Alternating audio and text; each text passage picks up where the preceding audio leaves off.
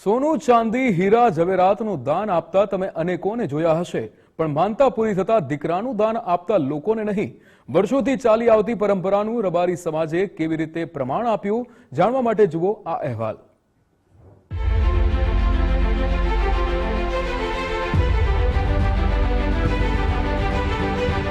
સંસ્કાર, સંસ્કૃતિ અને સમાજનો જાણે ત્રિવેણી સંગમ.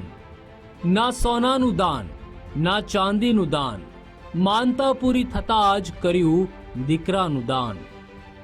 દુધરેજ ધામની માનતા અને આસ્થા સાથે રાખેલ ટેક રબારી સમાજ હંમેશા પાળતો આવે છે.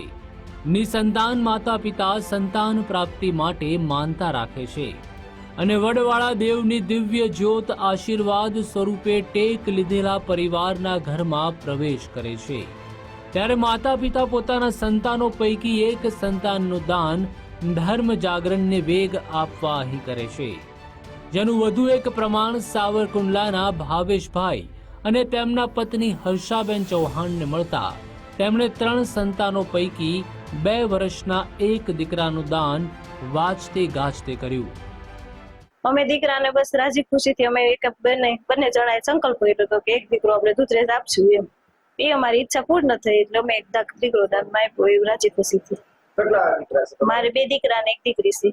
એક દીકરા નાના દીકરા દાન આપ્યું. દીકરાનું દાન એટલે અમે જે આસ્થાનું કેન્દ્ર વડવાળા ગુરુગાદી કહેવાય, વડવાળા મંદિર દુધરેજ ધામ અમારું આસ્થાનું કેન્દ્ર, અમારું આસ્થાનું સ્થાન છે અને ત્યાં આગળ દીકરાના દાન દેવાય છે.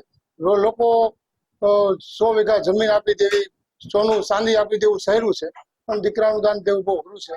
પણ વડવાળા દેવની દયા, ઠાકરની દયા અને અમારા ગુરુ શ્રી કનૈયારામ બાપુની દયા અને કૃપાથી અમે જે આ દીકરાનું દાન અને કર્યું અને પરિપૂર્ણ કર્યું એ બદલ અમને એના આશીર્વાદ છે. દુધરેજ ધામના સંત શિરોમણી એવા મહામંડલેશ્વર શ્રી કરણીરામ બાપુની વિશેષ ઉપસ્થિતિ વચ્ચે માતા પિતાએ 2 વર્ષના દીકરા પરેશનું દાન જ્યારે કર્યું હતું, ત્યારે સંતે પણ બાળ સંત પરેશનો સ્વીકાર પરસોત્તમ દાસની ઉપમા આપીને કર્યો હતો.